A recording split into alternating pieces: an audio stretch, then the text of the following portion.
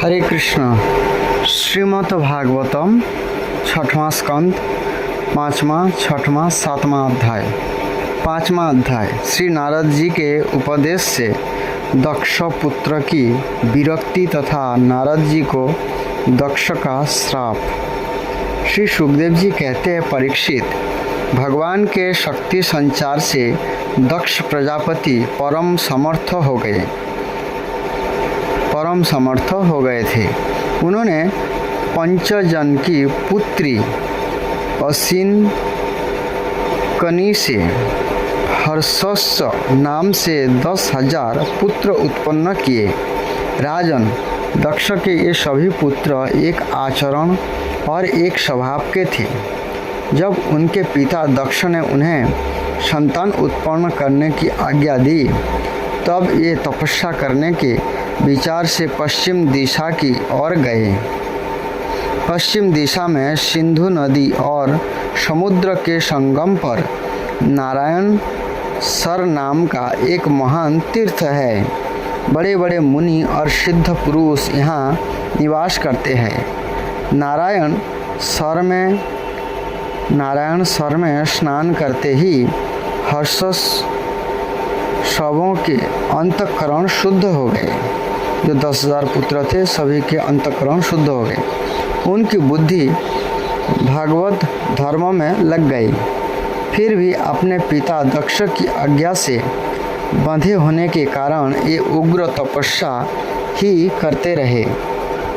जब देवर्षि नारद ने देखा कि भागवत धर्म में रुचि होने पर भी ये प्रजा वृक्ष के लिए ही तत्पर है, प्रजा वृद्धि के लिए ही तत्पर है, तब उन्होंने उनके पास आकर कहा, अरे हर्षस्व, तुम प्रजापति हो तो क्या हुआ?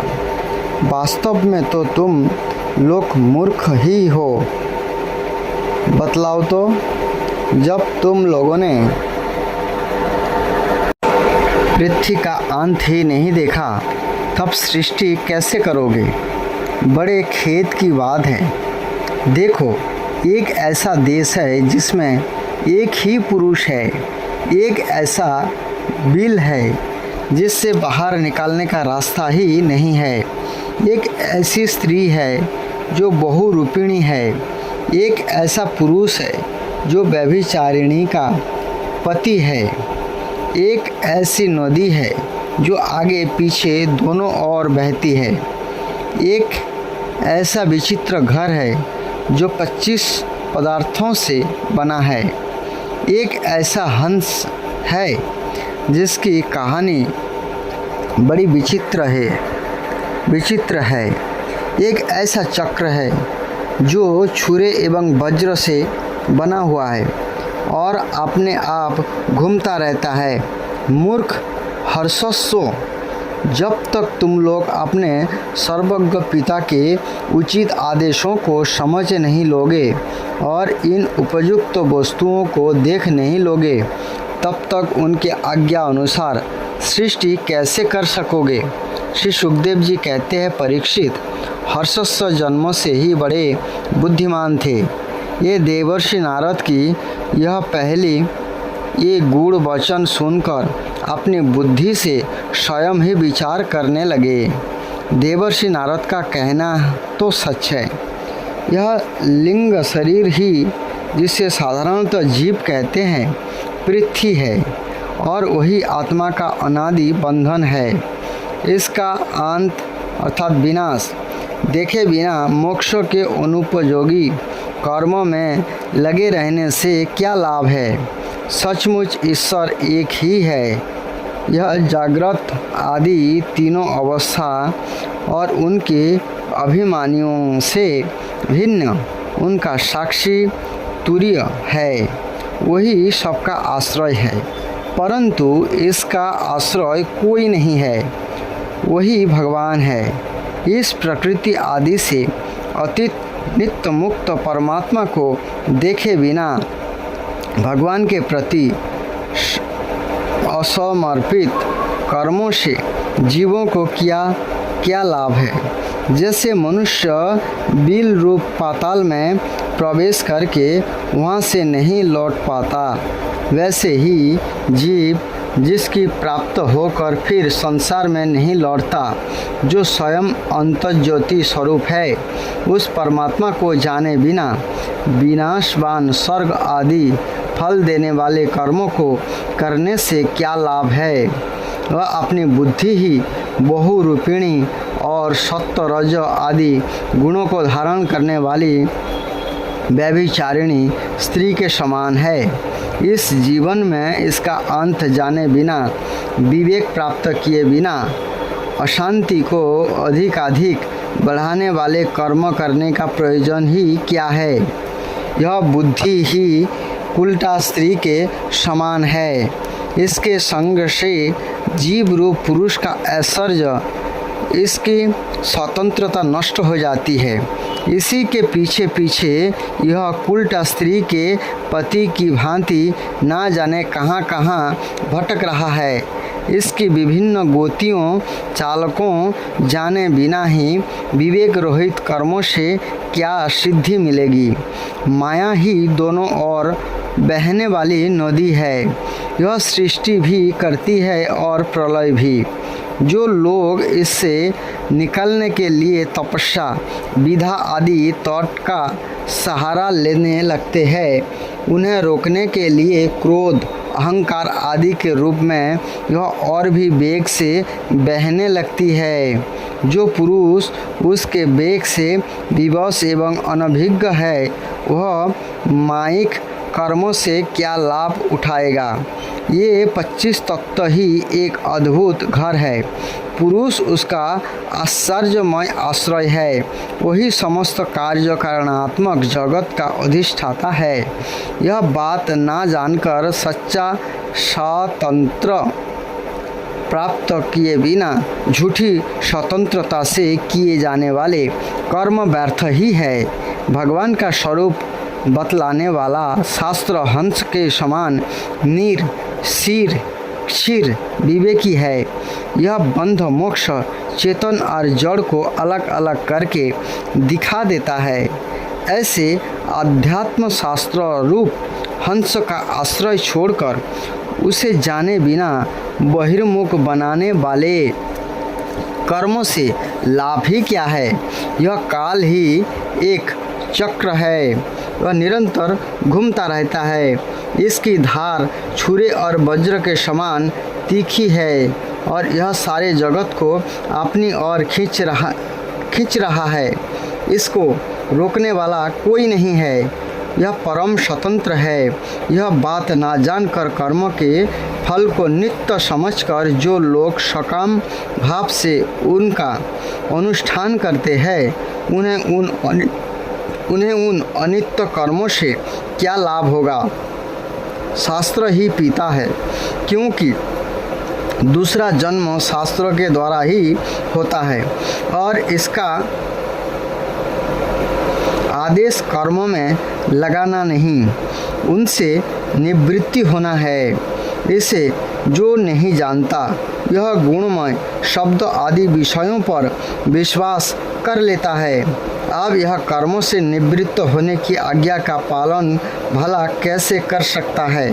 परीक्षित, हर्षसवा ने एक मत से वही निश्चय किया और नारद जी की परिक्रमा करके वे उस मोक्ष पथ के पथिक बन गए, जिस पर चलकर फिर लौटना नहीं पड़ता।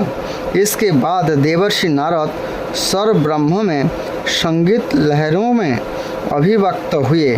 भगवान श्री कृष्णचंद्र के चरण कमलों में अपने चित्त को अखंड रूप से स्थिर करके लोकांतरों में विचरने लगे। परीक्षित, जब दक्ष प्रजापति को मालूम हुआ कि मेरे शीलवान पुत्र नारद के उपदेश से कर्तव्यच्युत हो गए हैं, तब ये शोक से व्याकुल हो गए। उन्हें बड़ा पश्चाताप हुआ। सचमुच अच्छी संतान का होना भी शोक का ही कारण है। ब्रह्मा जी ने दक्ष प्रजापति को बड़ी सांत्वना दी। तब उन्होंने पंचजन नंदिनी असिकनी के गर्भ से 1000 पुत्र और उत्पन्न किए।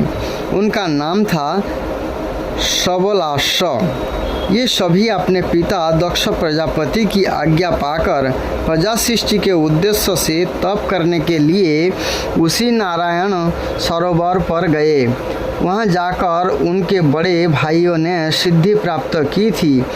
सबलाश ने यहाँ जाकर उस सरोवर में स्नान किया।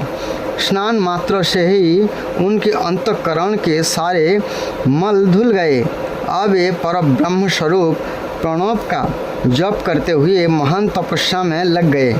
कुछ महीनों तक केवल जल और कुछ महीनों तक केवल हवा पीकर ही उन्होंने हम नमस्कार पूर्वक ओंकार स्वरूप भगवान नारायण का ध्यान करते हुए, जो विशुद्ध चित्त में निवास करते हैं, सबके अंतर्यामी है तथा सर्वव्यापक एवं परम हंस स्वरूप है, इस मंत्र का अभ्यास करते हुए मंत्राधिपति भगवान की आराधना की। परीक्षित इस प्रकार दक्ष के पुत्र सबलाश प्रजा सृष्टि के लिए तपस्या में संलग्न थे। उनके पास भी देवर्षि नारद आए और उन्होंने पहले के समान ही कूट वचन कहे। उन्होंने कहा, दक्ष प्रजापति के पुत्र, मैं तुम लोगों को जो उपदेश देता हूँ उसे सुनो। तुम लोग तो अपने भाइयों से बड़ा प्रेम करते हो, इसलिए उनके मार्ग का अनुसंधान करो। जो मर्मज्ञ भाई अपने बड़े भाइयों के श्रेष्ठ मार्ग का अनुसरण करता है, वही सच्चा भाई है। यह पुण्यवान पुरुष परम लोकों में मरुद गणों के साथ आनंद भोगता है। परीक्षित, सबलाश को इस प्रकार उपदेश देकर देवर्षि नारद वहाँ से चले गए और उन लोगों ने भी अपने भाइयों के मार्ग का ही अनुगमन किया, क्योंकि नारद जी का दर्शन कभी व्यर्थ नहीं जाता। ये उस पथ के पथिक बने जो अंतर्मुखी वृत्ति से प्राप्त होने योग्य अत्यंत सुंदर और भगवत प्राप्ति के अनुकूल है। ये बीती हुई रात्रियों के समान ना तो उस मार्ग से आप तक लौटे हैं और न आगे लौटेंगे ही। दक्ष प्रजापति ने देखा कि आजकल बहुत से अशुकुन हो रहे हैं। उनके चित्त में पुत्र के अनिष्ट की आशंका हो आई। इतने में ही उन्हें मालूम हुआ कि पहले की भांति आपकी बार भी नारद जी ने मेरे पुत्र को चौपेट कर दिया। उन्हें अपने पुत्र की कर्तव्यच्युत से बड़ा शोक हुआ और वे नारद जी पर बड़े क्रोधित हुए।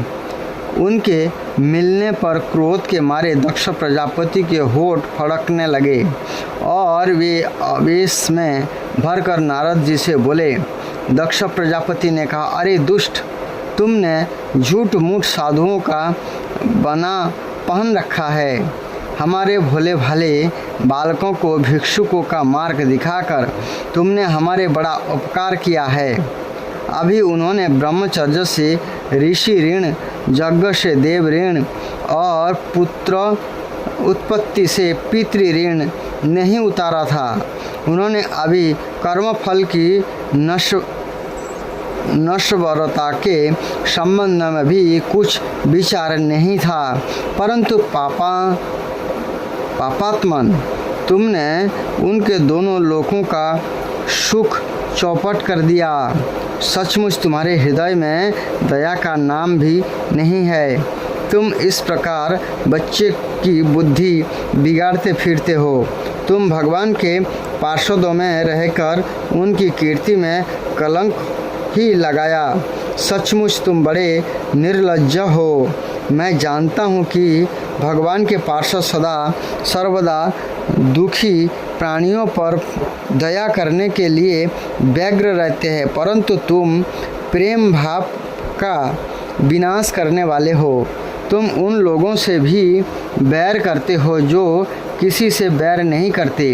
यदि तुम ऐसा समझते हो कि वैराग्य से ही स्नेहपाश विषय आसक्ति का बंधन कट सकता है, तो तुम्हारा वो विचार ठीक नहीं है, क्योंकि तुम्हारे जैसे झूठ मूठ वैराग्य का संग भरने वालों से किसी को वैराग्य नहीं हो सकता। नारद, मनुष्य विषयों का अनुभव किए बिना उनकी कटुता नहीं जान सकता, इसलिए उनकी दुख रूपता का अनुभव होने पर स्वयं जैसा वैराग्य होता है, ऐसा दूसरों के बहकाने से नहीं होता। हम लोग सद्गृहस्थ हैं, अपनी धर्म मर्यादा का पालन करते हैं। एक बार पहले भी तुमने हमारा असह्य अपकार किया है, तब हमने उसे सह लिया। तुम तो हमारे वंश परंपरा का उच्छेद करने पर ही उतारू हो रहे हो। तुमने फिर हमारे साथ वही दुष्टता व्यवहार किया, इसलिए मूढ़ जाओ, लोकांतर में भटकते रहो, कहीं भी तुम्हारे लिए ठहरने को ठोर नहीं होगी। सुखदेव जी कहते हैं, परीक्षित, संत शिरोमणि देवर्षि नारद से बहुत अच्छा कहकर दक्ष का शाप स्वीकार कर लिया। संसार में बस साधुता इसी का नाम है कि बदला लेने की शक्ति होने पर भी दूसरे का किया हुआ उपकार सह लिया जाए। तो आज भी ऐसे बहुत सारे पिता माता है, जब बच्चा भक्त बन जाता है वो ऐसे भक्त लोगों को जो है शत्रु मान बैठते हैं। जो मेरा बच्चा है संसार का भोग नहीं भोग पाएगा, वो साधु बन गया इस संसार से निकल जाएगा। तो जो पिता माता है वो सोचते हैं संसार के भोग ही सब कुछ है, जबकि साधु बनता है तो इस संसार से निकालने का रास्ता मिल जाता है और जन्म मृत्यु का चक्र हमेशा के लिए ख़त्म हो जाता है। तो दक्ष जैसे गृहस्थ भी अपने पुत्र का शोक नहीं सह पाए, तो आजकल के पिता माता जो पूरा जीवन संसार में आसक्त है, कर्म बंधन में फंसे हुए हैं, तो ऐसे पिता माता ऐसे वैष्णवों को, भक्तों को कैसे समझेंगे। तो इसलिए कई बार भक्त बनते हैं तो हम उनके शत्रु भी बन जाते हैं। ऐसे पिता माता ना बने। पिता माता का कर्तव्य है बच्चे को भक्ति पथ में लगाएं, जन्म मृत्यु के चक्र से निकालने का प्रयास करें। हरे कृष्ण। 6वां अध्याय, दक्ष प्रजापति की 60 कन्याओं के वंश का विवरण। श्री सुखदेव जी कहते, परीक्षित, तदंतर ब्रह्मा जी के बहुत अनुनय विनय करने पर दक्ष प्रजापति ने अपनी पत्नी अशिकनी के गर्भ से 60 कन्याएं उत्पन्न की। ये सभी अपने पिता दक्ष से बहुत प्रेम करती थी। दक्ष प्रजापति ने उनमें से 10 कन्याएं धर्म को, 13 कश्यप को, 27 चंद्रमा को, 2 भूत को, 2 अंगिरा को, 2 कृषस को और शेष 4 ताक्षण्य नामधारी कश्यप को ही विवाह दिया। परीक्षित, तुम इन दक्ष कन्याओं और इनकी संतानों के नाम मुझसे सुनो। इन्हीं के वंश परंपरा तीनों लोकों में फैली हुई है। धर्म की 10 पत्नियां थीं, भानु, लंबा, कुकुब, जामी, विशा, साध्या, मरुतोति, वसु, मुहूर्ता और संकल्पा। इनके पुत्र के नाम सुनो। राजन, भानु का पुत्र देव ऋषभ और उसका इंद्रसेन था। लंबा का पुत्र हुआ विधोत और उसके मेघगण। कुकुब का पुत्र हुआ संकट, उसका किकट और किकट के पुत्र हुए पृथ्वी के संपूर्ण दुर्गों अर्थात किलों के अभिमानी देवता। जामी के पुत्र का नाम था सर्ग और उसका पुत्र हुआ नंदी। विशा के विश्वदेव हुए, उनके कोई संतान ना हुई।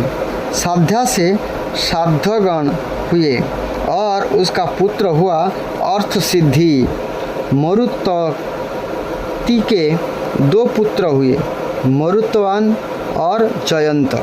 जयंत भगवान वासुदेव के अंश है, जिन्हें लोग उपेंद्र भी कहते हैं। मूर्ता से मुहूर्तों के अभिमानी देवता उत्पन्न हुए। ये अपने अपने मुहूर्तों में जीवों को उनके कर्मानुसार फल देते हैं। संकल्प का पुत्र हुआ संकल्प और उसका काम वसु के पुत्र 8 वसु हुए। उनके नाम मुझसे सुनो: द्रोण, प्राण, ध्रुव, अर्क, अग्नि, दोष, वसु और विभावसु। द्रोण के पत्नी का नाम है अभिमति। उससे हर्ष, शोक, भय आदि के अभिमानी देवता उत्पन्न हुए। प्राणों की पत्नी ऊर्जस्वती के गर्भ से सह, आयु और पुरोजब नाम के 3 पुत्र हुए। ध्रुव की पत्नी धरणी ने अनेक नगरों के अभिमानी देवता उत्पन्न किए। अर्कों की पत्नी वासना के गर्भ से तर्स अर्थात तृष्णा आदि पुत्र हुए। अग्नि नामक वसु की पत्नी धारा के गर्भ से द्रविणक आदि बहुत से पुत्र उत्पन्न हुए। कृति का पुत्र स्कंद भी अग्नि से ही उत्पन्न हुए। उनसे विशाखा आदि का जन्म हुआ। दोषों की पत्नी सर्वरी के गर्भ से शिशुमार का जन्म हुआ। वह भगवान का कलावतार है। वसु की पत्नी अंगिरसी से शिल्प कला के अधिपति विश्वकर्मा जी हुए। वसु की पत्नी अंगिरा के जो पुत्र है विश्वकर्मा जी है। विश्वकर्मा के उनकी भार्या कृति के गर्भ से चाक्षुष मुनि हुए और उनके पुत्र विश्वदेव एवं साध्यगण हुए। विभावसु की पत्नी उषा से 3 पुत्र हुए: तुष्ट, रोचिष और आतप। उनमें से आतप के पंचयम दिवस नामक पुत्र हुआ। उसी के कारण सब जीव अपने अपने कार्यों में लगे रहते हैं। भूत की पत्नी दक्षनंदिनी स्वरूपा ने कोटि कोटि रुद्रगण उत्पन्न किए। इनमें रेवत, अज, भव, भीम, वाम, उग्र, वृषाकपि, अजेकपात, अहिर्धन्य, ऐर्बुधन्य, बहुरूप और महान 11 मुख्य है। भूत की दूसरी पत्नी भूता से भयंकर भूत और विनायक आदि जन्म हुआ। ये सब 11वें प्रधान रुद्र महान के पार्षद हुए। अंगिरा प्रजापति की प्रथम पत्नी सधा ने पितृगण को उत्पन्न किया और दूसरी पत्नी सती ने अथर्वा गिरस नामक देव को ही पुत्र रूप में स्वीकार कर लिया। कृषस्स की पत्नी अर्ची से धूम्रकेश का जन्म हुआ और धिषणा से 4 पुत्र हुए: वेदशिरा, देवल, वयुन और मनु। तक्ष नामधारी कश्यप की 4 स्त्रियां थीं: बिंता, कद्रु, पतंगी और यामिनी। पतंगी से पक्षियों का और जामिनी से शालभों अर्थात पतिंगों का जन्म हुआ। बिंता के पुत्र गरुड़ हुए। ये ही भगवान विष्णु के वाहन है। बिंता के ही दूसरे पुत्र अरुण है जो भगवान सूर्य के सारथी है। कद्रु से अनेकों नाग उत्पन्न हुए। परीक्षित, कृति का आदि 27 नक्षत्राभिमानी देवियां चंद्रमा की पत्नियां हैं। रोहिणी से विशेष प्रेम करने के कारण चंद्रमा को दक्ष ने श्राप दिया, जिससे उन्हें क्षय रोग हो गया अर्थात टीबी रोग। उन्हें कोई संतान नहीं हुई। उन्होंने दक्ष को फिर से प्रसन्न करके कृष्ण पक्ष की क्षीण कलाओं को शुक्ल पक्ष में पूर्ण होने का वर तो प्राप्त कर लिया, परंतु नक्षत्राभिमानी देवियों से उन्हें कोई संतान ना हुई। अब तुम कश्यप पत्नियों के मंगलमय नाम सुनो। ये लोग माताएं हैं, उन्हीं से ये सारी सृष्टि उत्पन्न हुई। उनके नाम है अदिति, दीति, दोनु, काष्ठा, अरिष्ठा, सुरमा, सुरसा, इला, मुनि, क्रोधवसा, ताम्रा, सुरभि, शर्मा और तिमी। इनमें तिमी के पुत्र है जलचर जंतु और शर्मा के बाघ आदि हिंसक जीव। देखिए यहाँ पर मनुष्य से ही सारे जीव की सृष्टि हुई। श्रीमद् भागवतम में सारे वर्णन एक एक वर्णन दिया गया है, तो इसलिए सृष्टि का वर्णन सुनना चाहिए, समझना चाहिए। केवल मनुष्य से मनुष्य उत्पन्न नहीं हुए। लोग बोलते हैं ना बंदर के औलाद है, लेकिन देखिए सारे सृष्टि जो है ये देवताओं से हुई है। भगवान ने कैसे सृष्टि बढ़ाई है आगे देखिए। कश्यप के जो पत्नियां हैं उन पत्नियों से सारे प्रकार के जीव उत्पन्न हुए। इनमें तिमी के पुत्र है जलचर जंतु और शर्मा के बाघ आदि हिंसक जीव। सुरभि के पुत्र है भैंस, गाय तथा दूसरे 2 खुर वाले पशु। ताम्रा की संतान है बाज, गिद्ध आदि शिकारी पक्षी। मुनि से अप्सराएं उत्पन्न हुई। क्रोधवश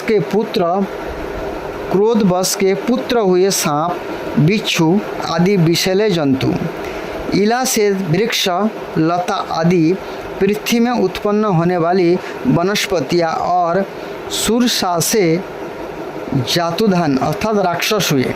अरिष्ठा से गंधर्व और काष्ठ से घोड़े आदि 1 खुर वाले पशु उत्पन्न हुए। दोनों के 61 पुत्र हुए। उनमें प्रधान के नाम सुनो। दिमूर्धा, शंबर, अरिष्ठ, हायग्रीव, विभावसु, अयोमुख, शंकुशिरा, सभानु, कपिल, अरुण, पुलोम, वृषपर्वा, एकचक्र, अनुतापन, धूम्रकेश, विरूपाक्ष, विप्रचित्ति और दुर्जय। सभानु की कन्या सुप्रभा से नमुची ने और वृषपर्वा की पुत्री शर्मिष्ठा से महाबली नहुष नंदन जजाति ने विवाह किया। दोनों के पुत्र वैशा नर की 4 सुंदरी कन्याएं थी। इनके नाम थे उपदानवी, हयशिरा, पुलोमा और कालका। इनमें से उपदानवी के साथ हिरण्याक्ष का और हयशिरा के साथ क्रतु का विवाह हुआ। ब्रह्मा जी की आज्ञा से प्रजापति भगवान कश्यप ने ही वैशा नर की शेष 2 पुत्रियां पुलोमा और कालका के साथ विवाह किया।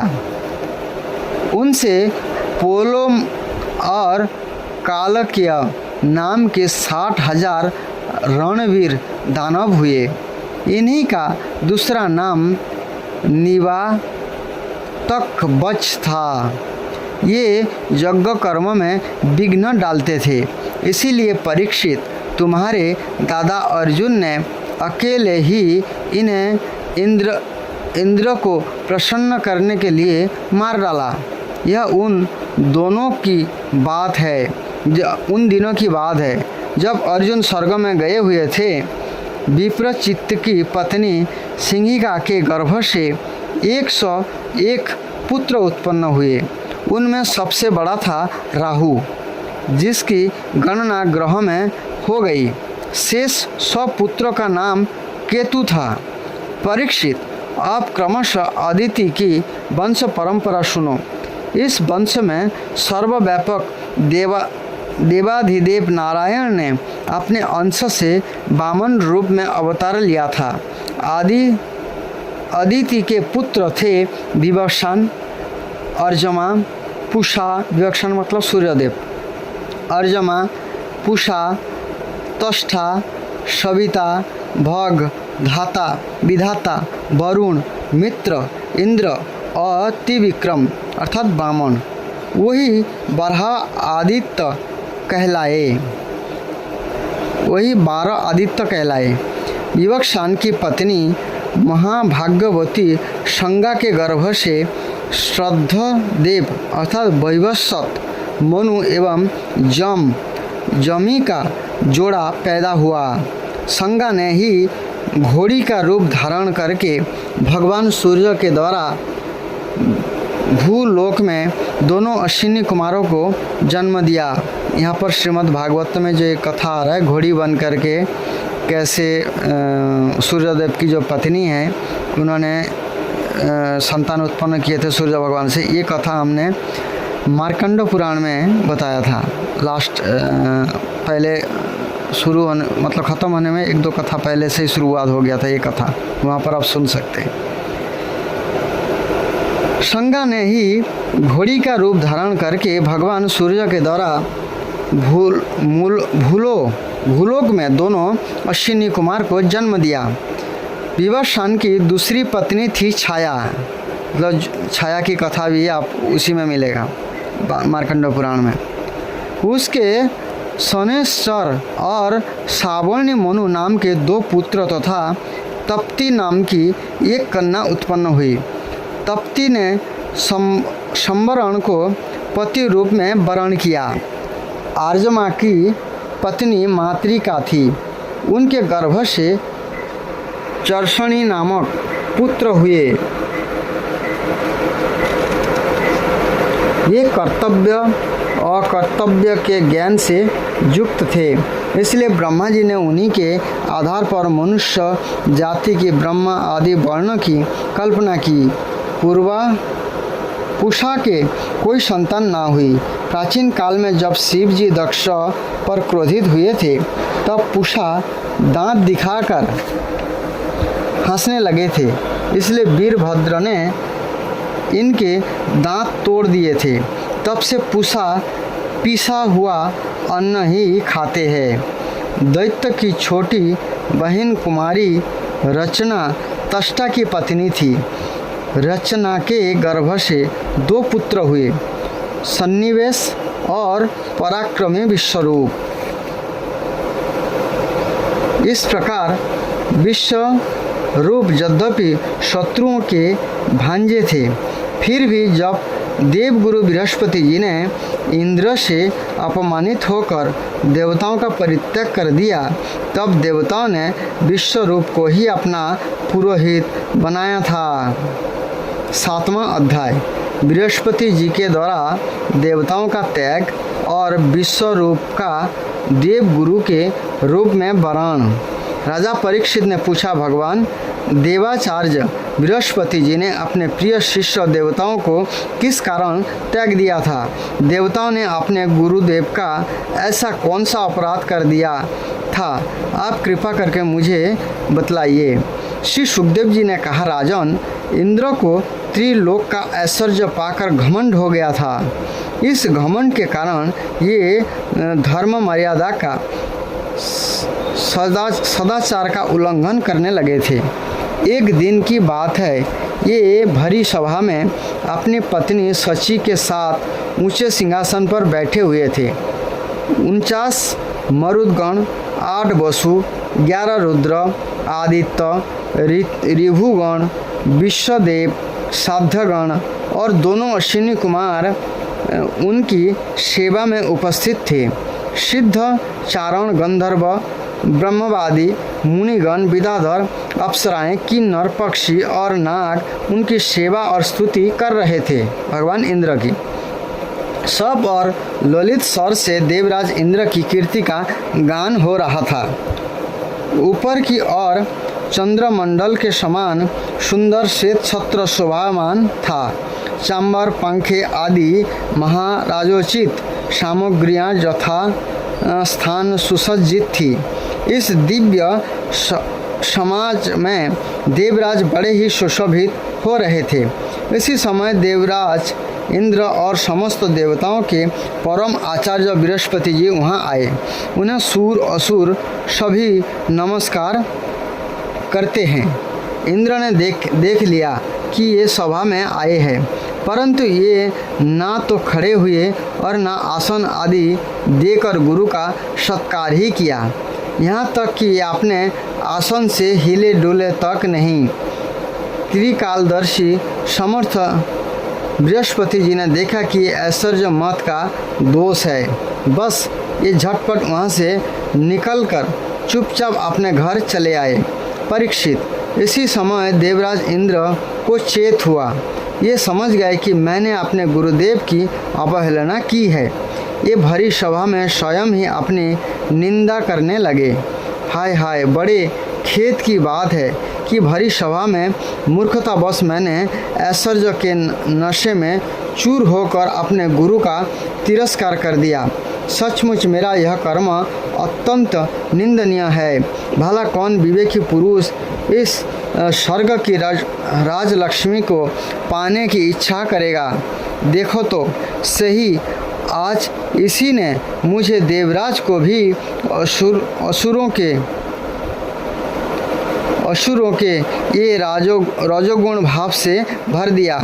जो लोग यह कहते हैं कि सार्वभौम राज सिंहासन पर बैठा हुआ सम्राट किसी के आने पर राज सिंहासन के ना उठे, वे धर्म का वास्तविक स्वरूप नहीं जानते। ऐसा उपदेश करने वाले कुमार्ग की ओर ले जाने वाले हैं। ये स्वयं घोर नरक में गिरते हैं। उनकी बात पर जो लोग विश्वास करते हैं, ये पत्थर की नाव की तरह डूब जाते हैं। मेरे गुरुदेव बृहस्पति जी ज्ञान के अथाह समुद्र है। मैंने बड़ी शठता की। अब मैं उनके चरणों में अपना माथा टेक कर उन्हें मनाऊंगा। परीक्षित, देवराज इंद्र इस प्रकार सोच ही रहे थे कि भगवान बृहस्पति जी अपने घर से निकलकर जोग बल से अंतर्ध्यान हो गए। देवराज इंद्र ने अपने गुरुदेव को बहुत ढूंढा, पूछा, परंतु उनका कहीं पता न चला। तब ये गुरु के बिना अपने को सुरक्षित ना समझकर देवताओं के साथ अपनी बुद्धि के अनुसार स्वर्ग की रक्षा का उपाय सोचने लगे, परंतु ये कुछ भी सोच ना सके। उनका चित्त अशांत हो ही बना रहा। परीक्षित, दैत्यों को भी देवगुरु बृहस्पति और देवराज इंद्र की अनबन का पता लग गया। तब उन मदोन्मत्त और आतताई असुरों ने अपने गुरु शुक्राचार्य के आदेश अनुसार देवताओं पर विजय पाने के लिए धावा बोल दिया।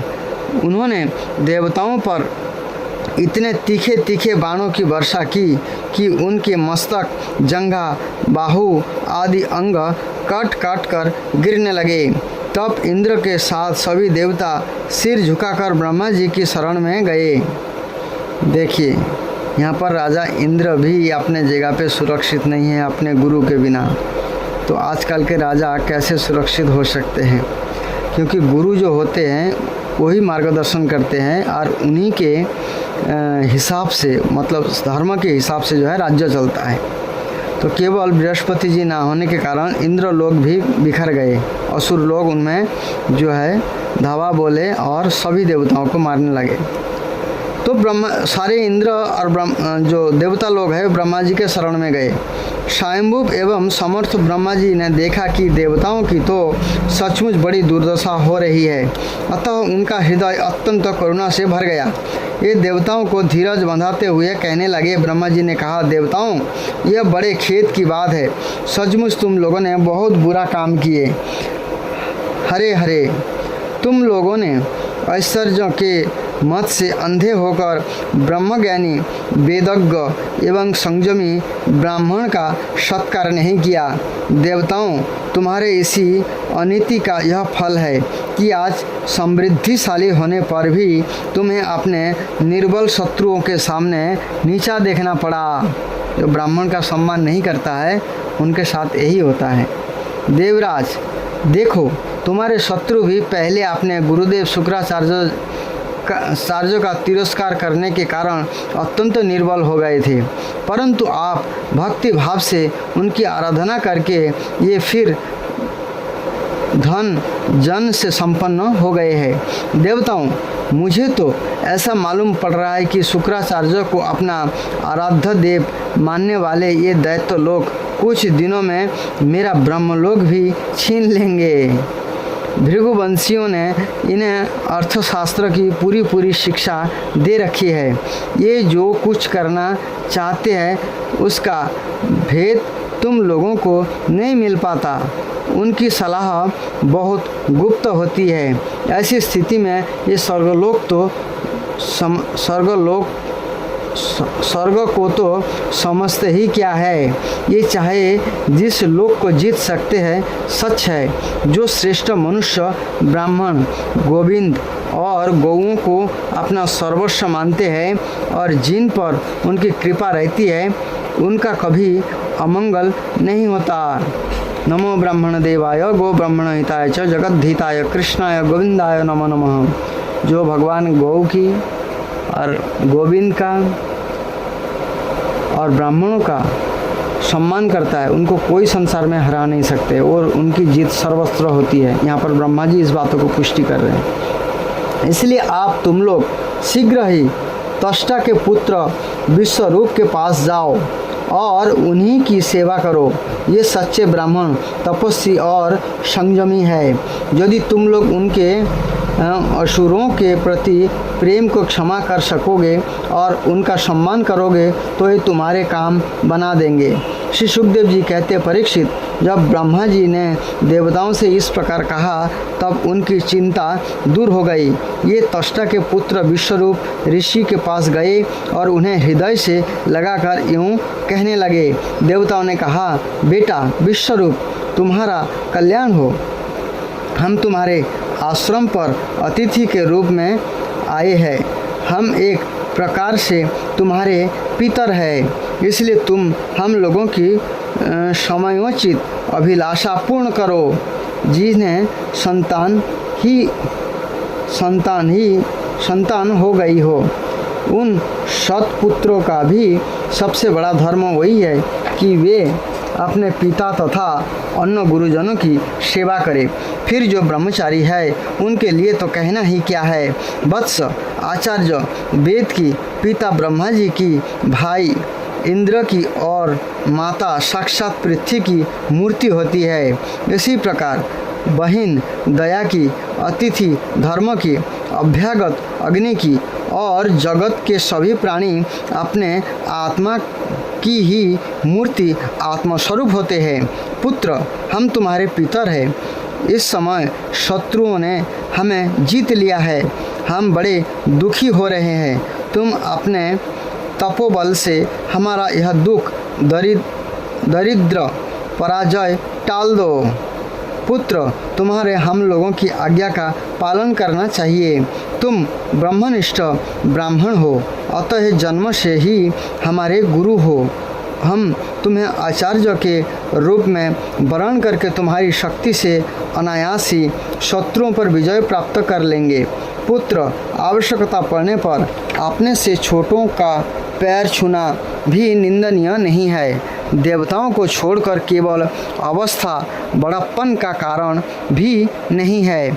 श्री सुखदेव जी कहते हैं परीक्षित, जब देवताओं ने इस प्रकार विश्व रूप से पुरोहिती करने की प्रार्थना की तब परम तपस्वी विश्वरूप ने प्रसन्न होकर उनसे अत्यंत प्रिय और मधुर शब्द में कहा। विश्वरूप ने कहा, पुरोहितों का काम ब्रह्म तेज को क्षीण करने वाला है, इसलिए धर्मशील महात्माओं ने इसकी निंदा की है। किंतु आप मेरे स्वामी हैं और लोकेश्वर होकर भी मुझसे उनके लिए प्रार्थना कर रहे हैं। ऐसे स्थिति में मेरा जैसा व्यक्ति भला आप लोगों का कोरा जवाब कैसे दे सकता है। मैं तो आप लोगों का सेवक हूँ। आपकी आज्ञा का पालन करना ही मेरा सार्थ है। देवगण हम अकिंचन है। खेती कट जाने पर अथवा अनाज की हाट उठ जाने पर उसमें से गिरे हुए कुछ दाने चुन लाते हैं और उसी से अपने देव कार्य तथा पितृकार्य संपन्न कर लेते हैं। लोकपालों, इस प्रकार जब मेरी जीविका चल ही रही है तब मैं पुरोहित की निंदनीय वृत्ति क्यों करूं? इससे तो केवल ये लोग प्रसन्न होते हैं जिनकी बुद्धि बिगड़ गई है जो काम आप लोग मुझसे कराना चाहते हैं वह निंदनीय है, फिर भी मैं आपके काम से मुंह नहीं मोड़ सकता, क्योंकि आप लोगों की मांग ही कितनी है। इसलिए आप लोगों का मनोरथ मैं तन मन धन से पूरा करूंगा। श्री सुखदेव जी कहते हैं, परीक्षित, विश्वरूप बड़े तपस्वी थे। देवताओं से ऐसी प्रतिज्ञा करके उनके वरण करने पर ये बड़ी लगने के साथ उनकी पुरोहिती करने लगे। यद्यपि शुक्राचार्य जी ने अपने नीति बल से असुरों की संपत्ति सुरक्षित कर दी थी, फिर भी समर्थ विश्वरूप ने वैष्णवी विधा के प्रभाव से उनसे यह संपत्ति छीनकर देवराज इंद्र को दिला दी। राजन, जिस विधा से सुरक्षित होकर इंद्र ने असुरों की सेना पर विजय प्राप्त की थी, उसका उदार बुद्धि विश्वरूप ने ही उन्हें उपदेश किया था। हरे कृष्ण।